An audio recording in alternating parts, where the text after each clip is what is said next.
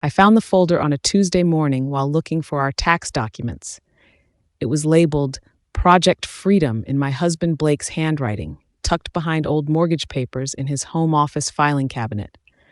I opened it thinking it was some business venture he hadn't mentioned yet. Instead, I found a timeline. Month by month, step by step, Blake had mapped out exactly how he'd divorce me, hide assets, and leave me with almost nothing. The first entry was dated 9 months ago, right after my father's stroke. The most recent entry was from last week. Move money to offshore account. Finalize with Vanessa by June. Vanessa was his associate at the law firm where he worked. My hands went numb. I wasn't reading a business plan. I was reading the blueprint for my own destruction. And I was looking at it 3 months before Blake planned to file. I photographed every page with shaking hands, then put the folder back exactly where I'd found it. Blake had no idea I'd discovered his secret, and I intended to keep it that way. That night at dinner, Blake smiled at me across the table like nothing was wrong. "How was your day, sweetheart?" he asked, cutting into his steak with the same steady hands that had written out my financial ruin.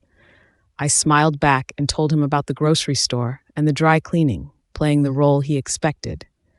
Inside, my mind was racing through every page I'd photographed. The timeline was meticulous. February, open separate bank account. March, transfer joint savings gradually. April, meet with divorce attorney. May, move investments to untraceable accounts. June, serve papers and offer low settlement. The plan relied on me being caught off guard, too emotional to think clearly, too trusting to have protected myself in advance. Blake had spent our entire marriage handling our finances while I focused on raising our daughter Emma and managing the household. He thought I was clueless about money. He was about to learn how wrong he was. But first, I needed to understand everything he was planning. So I kept smiling and passed him the salt. The next morning, after Blake left for work and Emma left for school, I called my father's estate attorney, Howard Price. My father had died 2 months ago from complications after his stroke, and his will was still in probate. "I need to know exactly what I'm inheriting and when," I told Howard. There was a pause on the line. "I was actually going to call you today. Your father's estate has cleared probate faster than expected. The reading of the will is scheduled for next week, but I can give you preliminary information now if you'd like." My heart pounded. "Please." Howard cleared his throat. "Your father left you his entire portfolio, the commercial properties, investment accounts, and his stake in Price Development Company. The total value is approximately $47 million. You're the sole beneficiary aside from a few charitable donations. Your brother wasn't mentioned."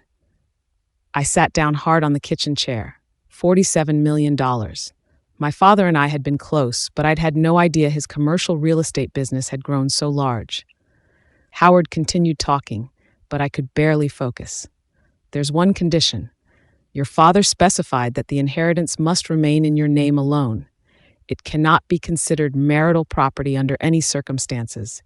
He had his attorneys draw up an airtight addendum that legally separates these assets from anything you acquired during marriage.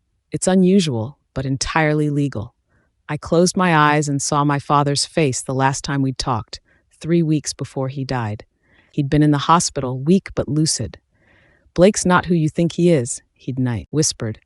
"I've seen how he looks at money, how he talks about you when you're not in the room. Promise me you'll be careful." I'd brushed it off as morphine confusion. Now I understood. My father had known. Somehow, he'd seen what I'd missed, and he'd protected me from beyond the grave. "When can I access the accounts?" I asked Howard. "After the formal reading next week, we can begin transfers immediately. I'd estimate 2 weeks for everything to be fully in your control." 2 weeks. Blake's timeline had him moving money in early May. I'd have my inheritance secured before he could touch it. I spent the next 3 days acting completely normal while secretly photographing every financial document in our house. Bank statements, investment portfolios, retirement accounts, property deeds, everything Blake had carefully organized over the years, believing I'd never look at them. I discovered he'd already moved $75,000 from our joint savings into an account I'd never seen. I found emails between Blake and Vanessa that went beyond professional, discussing not just the divorce strategy but also their plans for after. trips they'd take, where they'd live, how they'd invest his money. The rage I felt was cold and surgical. I didn't cry. I didn't confront him. I documented everything and sent copies to a secure cloud account Blake couldn't access. Then I called a divorce attorney of my own, Catherine Morgan, known for destroying men who tried to hide assets from their wives. I need to file for divorce, I told her, but I need to do it strategically. Catherine listened to everything, reviewed my evidence, and smiled. Your husband made one critical mistake. He documented his entire plan. This isn't just divorce. It's fraud. Let's bury him.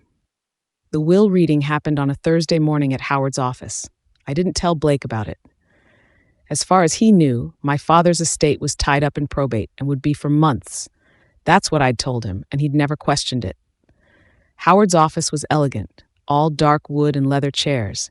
He sat across from me and slid a leather folder across his desk. Your father wanted me to give you this personally. Inside was a letter in my father's handwriting. My darling daughter, it began. If you're reading this, I'm gone, and I can only hope I've protected you the way I should have while I was alive. I never trusted Blake. He married you for potential, not love. I've watched him position himself, and I've seen the way he calculates. This inheritance is yours alone. He cannot touch it, cannot claim it, cannot use it against you. Be smart, be strong. You're worth more than he ever deserved. Love, Dad. I read it twice, tears finally breaking through my careful control. Howard gave me time to compose myself, then walked me through the details. The assets were staggering. 3 commercial buildings in downtown areas generating steady rental income. A portfolio of stocks and bonds worth $12 million. A controlling interest in Price Development Company, the firm my father had built from nothing. And a vacation property in Colorado I'd loved as a child. Howard explained that everything was structured to remain separate from marital property. Even if Blake tried to claim a portion, he'd lose. Your father's attorneys built walls around this that would take years and millions to challenge, and they'd still fail. I signed the documents, transferring everything into my name alone. Within hours, I had access to accounts Blake didn't know existed and could never touch. That night at dinner, Blake asked if I'd heard anything about my father's estate. Still in probate, I lied smoothly. Howard says it could be months. Blake nodded, satisfied. He had no idea I was now worth more than he'd ever be. And I intended to use every dollar to make sure he got exactly what he deserved, nothing. Catherine Morgan moved fast.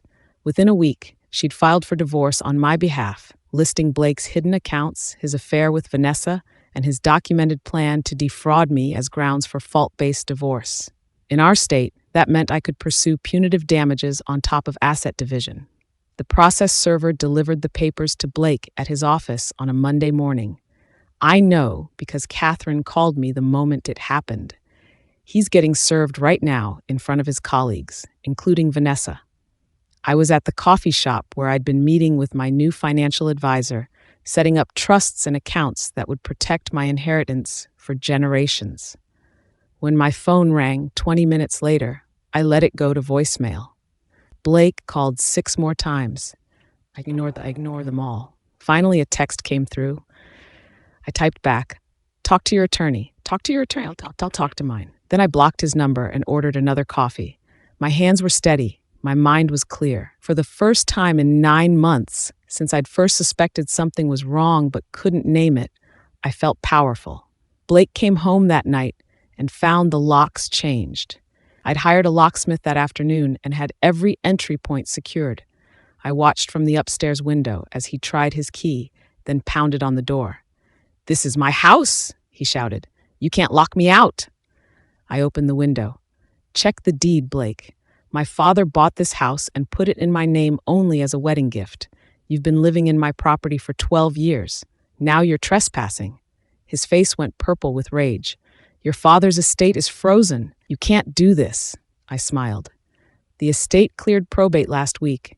I inherited everything. And since you so carefully documented your plan to hide marital assets and defraud me, my attorney assures me I'm entitled to keep my separate properties separate. You'll be hearing from her." Blake stared up at me, and I watched the realization hit him. He'd been so focused on his timeline that he'd never considered I might have one too. "Where am I supposed to go?" he asked, his voice smaller now. I shrugged.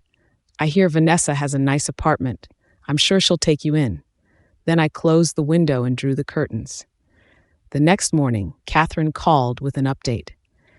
Blake's attorney wants to negotiate. They're claiming the hidden accounts were for tax purposes, and the communications with Vanessa were misinterpreted. I laughed. "We have him planning our divorce in writing. What's there to negotiate?" Catherine's smile came through the phone. "That's what I told them. But here's where it gets interesting. Blake's attorney requested a full financial disclosure from both parties. Blake thinks you have nothing. He's about to discover he's very wrong." The formal financial disclosure happened in Catherine's conference room 3 days later.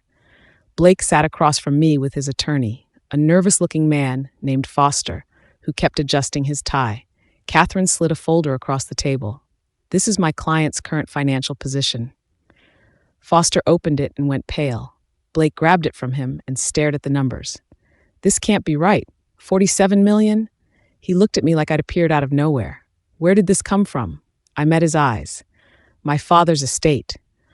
The one you thought was tied up for months." Blake's mouth opened and closed like a fish. "That's marital property. Half of it is mine." Catherine leaned forward. "Actually, it's not. The inheritance was structured to remain separate property, completely outside marital assets. Your client has no claim to it whatsoever." Foster flipped through the documentation, his face getting redder. "This is highly unusual. We'll need to challenge the validity of these provisions." Catherine smiled. "You're welcome to try. It'll cost you hundreds of thousands in legal fees, take years, and you'll lose. My client's father used the best estate attorneys in the state. The walls around this inheritance are unbreakable." Blake slammed his hand on the table. "This is ridiculous. We've been married 12 years. I helped build."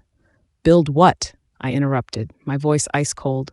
"You helped build my father's commercial real estate empire? You helped manage properties you never knew existed? You contributed to investment decisions made before we even met?" Blake's jaw tightened.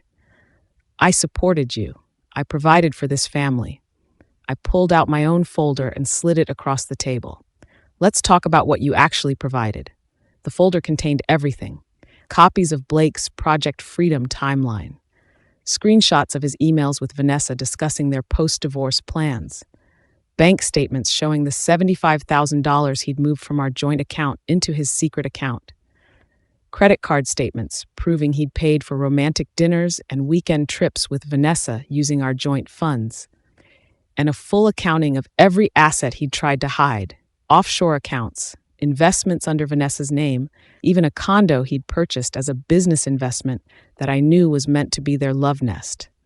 Catherine let the silence stretch. "Your client planned to defraud mine. He documented every step. He used marital funds to conduct an affair, and he attempted to hide assets in preparation for divorce. In this state, that's not just grounds for fault-based divorce, it's financial fraud." Foster looked like he wanted to disappear. Blake's face had gone from red to white. "I want to speak to my wife alone," he said. Catherine shook her head.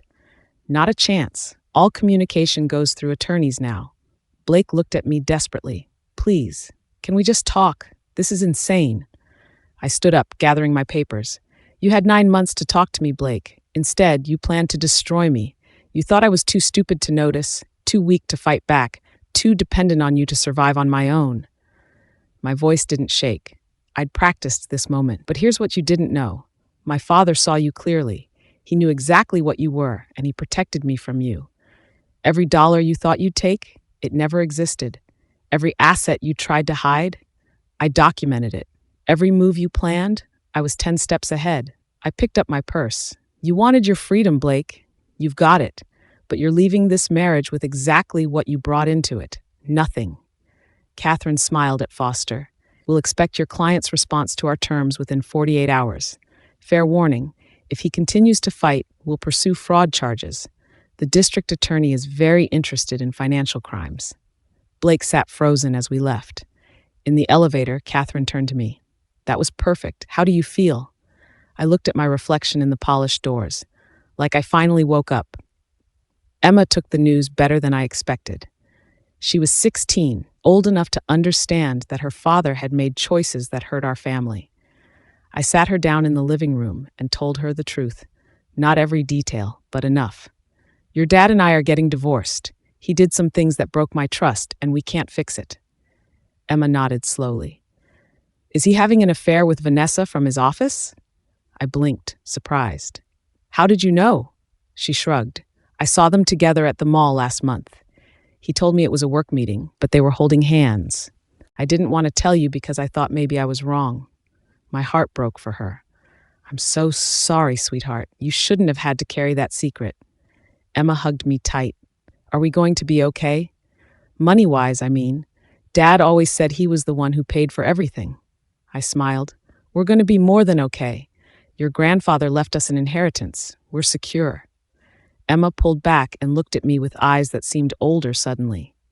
Good. Dad doesn't deserve us anyway. Blake's response came 24 hours later, not 48. Foster called Catherine to propose a settlement. Blake would accept a 50-50 split of marital assets accumulated during the marriage, waive any claim to my inheritance, and agree to joint custody of Emma. In exchange, we drop the fraud allegations and keep the affair quiet. Catherine relayed the message while I sat in her office reviewing financial statements. What do you think? She asked. I looked up from the numbers. What are the actual marital assets, excluding my inheritance and the house? Catherine consulted her notes. Joint savings, minus the $75,000 he stole, leaves about $40,000. 2 cars, both almost paid off, worth maybe $50,000 total. His 401k has about $200,000. Yours has $75,000. Combined, we're looking at roughly $365,000 in marital assets. I did the math. Blake wanted half of that, which would give him about $180,000. Meanwhile, he'd tried to steal everything and leave me with nothing. Counteroffer, I said. He gets his 401k and 1 car. I keep everything else. He pays child support based on his actual income, not the reduced number he was planning to report, and he signs a clause agreeing never to contact me except through our attorneys or regarding Emma's immediate welfare. Catherine raised an eyebrow. That's aggressive. He'll fight it. I smiled. Let him. While he's fighting, we'll release the documentation of his fraud to his law firm's ethics board. Blake's a partner. If they find out he was using firm resources to plan financial crimes, they'll terminate him. Then he'll have no income and no leverage. Catherine's smile matched mine. You're learning fast. The counteroffer went to Blake that afternoon. He rejected it immediately, demanding we return to his original proposal. So Catherine filed a complaint with the State Bar Association detailing Blake's conduct, attached evidence of his affair and fraud, and sent a courtesy copy to the managing partners at his firm. Blake's attorney called within 3 hours, frantic. You're destroying his career. Catherine was unmoved. Your client tried to destroy my client's life. He documented his intentions. He committed fraud. These are the consequences. By the end of the week, Blake's law firm had placed him on administrative leave pending an internal investigation. His income stopped, his reputation crumbled, and suddenly he was very interested in settling on my terms. The settlement conference happened in a mediator's office downtown. Blake looked hollow, like someone had scooped out the person I'd married and left only a shell. Good. The mediator, a retired judge named Harrison, reviewed both proposals. Mrs. Morrison, your terms are quite favorable to you. Are you willing to negotiate? I'd taken back my maiden name, Warren, the day after filing for divorce. It's Ms. Warren now, and no, I'm not willing to negotiate. My ex-husband tried to steal from me. He had an affair. He used marital funds for his mistress. He documented his plan to defraud me. These terms are generous, considering I could pursue criminal charges. Blake's voice cracked. I made mistakes. I'm sorry, but you can't take everything. I really looked at him, and felt nothing. No love, no anger, just vast emptiness where 12 years of marriage used to live. I'm not taking everything, Blake. I'm keeping what's mine and giving you what you earned. The difference is, you earned very little. Harrison cleared his throat. Perhaps we could discuss child support arrangements? Catherine pulled out a spreadsheet. Based on Mr. Morrison's income prior to his suspension, child support should be $2,400 monthly. However, given his current unemployment, we're willing to accept $1,500 until he secures new employment. Blake signed the settlement agreement that afternoon. He got his 401k, one car, and a storage unit to pack his belongings. I got the house, my inheritance untouched, primary custody of Emma, and the satisfaction of watching him realize he'd destroyed himself.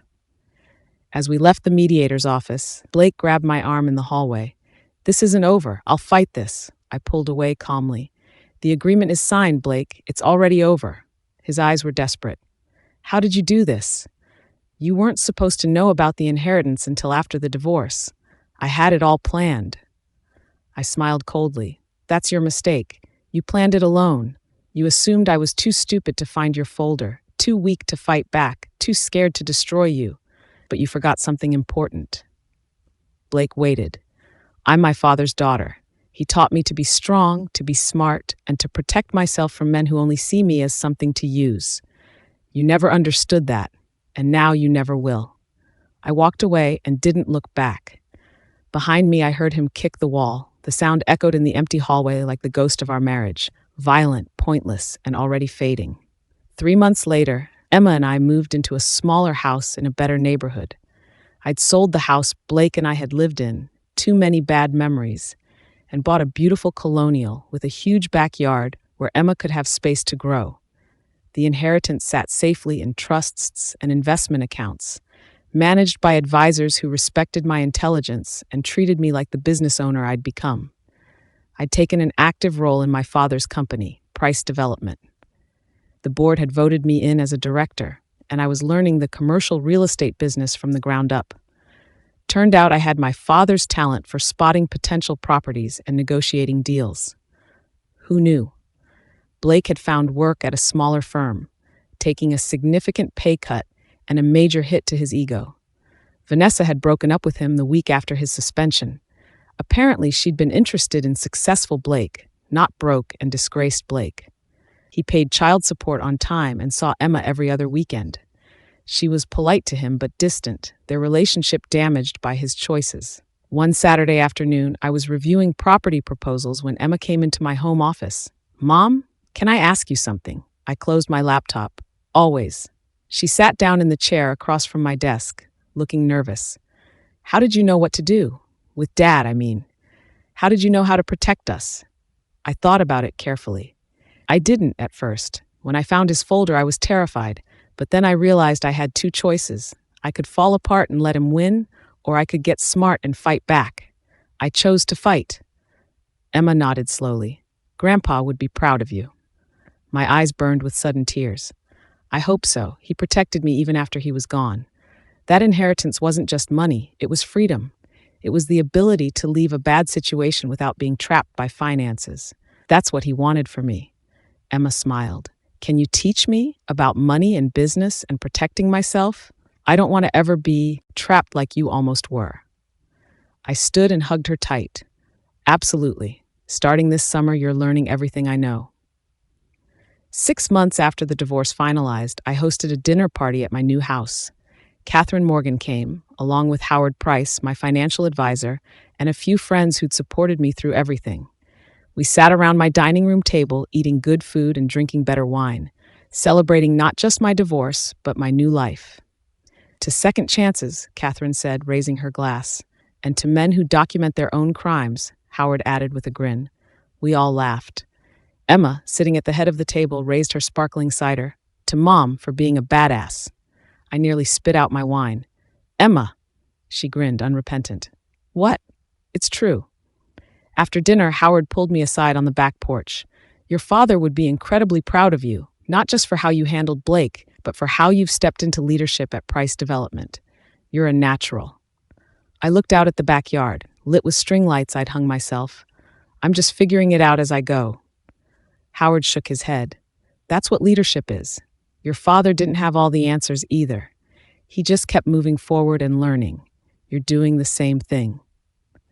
A year after the divorce, Blake requested a meeting through our attorneys. Catherine advised against it, but I was curious. We met at a coffee shop halfway between our houses. neutral territory. Blake looked better than he had during the settlement, healthier, less angry. He ordered coffee and sat down across from me, and for a moment we just looked at each other. "Thank you for meeting me," he said finally. "I wanted to apologize. Really apologize, not the defensive stuff I said before." I waited. I was wrong. About everything. I thought I deserved more than you, that I was smarter, that I'd built everything. But the truth is, you were the strong one all along. I just couldn't see it because it threatened me. He took a breath. "I destroyed our marriage because I was scared of being less than you. And when your father died and I knew you'd inherit something, I panicked. I thought if you had money, you wouldn't need me anymore. So I tried to make sure you'd have nothing first." I sipped my coffee and let him talk. "Turns out you never needed me. You're doing better now than you ever did with me. Emma's thriving. You're running part of your father's company. And I'm learning to live with who I actually am, not who I pretended to be." Blake's apology was genuine, I could tell. But it didn't change anything. "I appreciate you saying all of this," I told him. "But it doesn't fix what you did. You tried to ruin me, Blake. Not in a moment of anger, but methodically, over months. You documented it like a business plan. That's not a mistake, that's a choice." He nodded, looking down at his coffee. "I know. I'm not asking for forgiveness or a second chance. I just wanted you to know that I understand now. I was wrong about everything, and you deserved better." We talked for another 20 minutes, mostly about Emma and co-parenting logistics. It was civil, even friendly in a distant way. When we left, Blake paused by his car. "For what it's worth, I'm glad your father protected you. If he hadn't, I would have destroyed you, and you didn't deserve that." I got in my car and drove away, and I realized I didn't feel angry anymore. I felt free. Blake was part of my past now, a chapter that had closed. The future was mine to write, and I was just getting started. 2 years after the divorce, Price Development closed the biggest deal in company history, a $200 million mixed-use development in the heart of downtown. I'd led the negotiations, secured the financing, and managed the acquisition from start to finish. The board voted unanimously to make me CEO. Standing in the conference room where my father had built his empire, I felt his presence like a blessing. That night, I took Emma to dinner at the restaurant where Blake had once proposed to me. We sat at a different table, though. This wasn't about reclaiming the past, but about creating something new. "How does it feel to be CEO?" Emma asked, grinning at me over her pasta. She was 17 now, preparing for college, brilliant and fierce and kind. I thought about the question. "It feels like I finally became who I was always meant to be." Emma raised her water glass. "To becoming ourselves." I clinked my glass against hers. "To becoming ourselves." Outside, the city glittered with lights and possibility. My phone buzzed with congratulations messages from colleagues and friends. Somewhere across town, Blake was living his smaller life, and I hoped he'd found peace with it. But mostly, I didn't think about him at all. I was too busy building something extraordinary. Last month, I received a letter from Blake. He'd remarried, a woman who worked in education, someone he described as kind and patient. He was happy, he wrote, in a quieter way than he'd ever been before. He hoped Emma and I were thriving. I wrote back a short note congratulating him and wishing him well. I meant it. His happiness didn't threaten mine anymore. Nothing did. Because the truth is, Blake's betrayal had set me free in ways I never expected. His carefully planned divorce forced me to discover my own strength. His timeline gave me the chance to build my own. And my father's will, his final gift, gave me not just money, but the confidence to believe I deserved it. Today, I run a $600 million company. I'm raising an incredible daughter who knows her worth. I've built a life that's mine alone, protected by walls Blake could never breach. Sometimes Emma asks if I'd change anything if I could go back. I always tell her the same thing. I'd change nothing. Because every betrayal, every painful moment, every documented step of Blake's plan led me here, to a life bigger and better than anything I'd imagined when I was playing small in a marriage that was slowly suffocating me. Blake planned the divorce timeline alone, but I planned my future, and in the end, that made all the difference.